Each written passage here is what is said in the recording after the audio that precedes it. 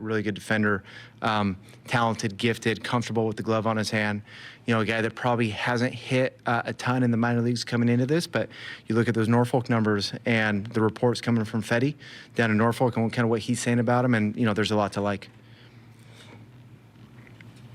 We saw PFPs out there. Sure. How important is it for you to make sure guys go through those, you know, maybe spring training type drills where constantly through a season you're reiterating that aspect? Yeah, I told the guys when in Milwaukee, kind of met with the relievers and, you know, kind of trying to meet with all the different groups because I'm a new voice, and just told them, you know, given good weather conditions, the expectation is that we'll try to do it every homestand.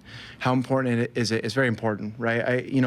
I don't think you're doing it because you expect that no mistakes will happen, right? I just honestly feel that you make your process good in whatever it is, and you make things important that need to be important, and then hopefully it goes well. And if it doesn't go well, it's not reactive. So I was told, and my dad told me, my own special advisor at home told me in 2019, he told me when I was managing AAAs to make sure every time I came home on the road that I would send off the schedule to the players.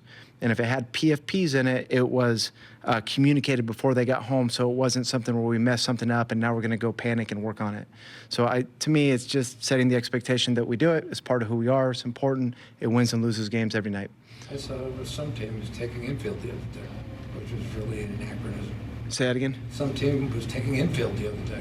Actual old school infield? Yeah, old school. Who was it? I'm blanking on it. Old timer syndrome, but yeah. I laughed at it when I saw the picture. Well, we love it. We take infield in spring training a lot. It's something that we do. Before a game. Yeah, that's unusual.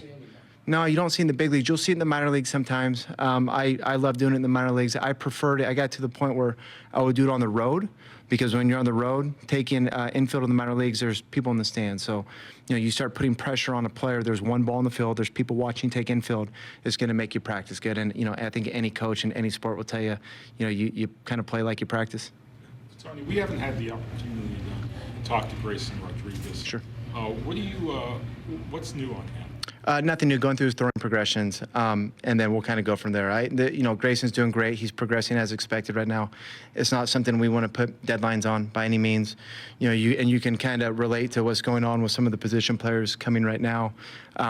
There's not always an exact script for every individual injury, right? We have human beings involved, so we're very careful, and I know it probably frustrates you guys at times, but we're very careful of not trying to set expectations through the media, but we also don't do it privately.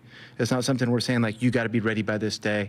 There's usually kind of a list of options with some of these guys coming up, and if they hit these checkpoints, then it goes well. You know, you think about Cowser. Cowser probably expedited his process maybe by a day because he hit the checkpoints quicker. So, and there's other scenarios of maybe it lasting a day longer.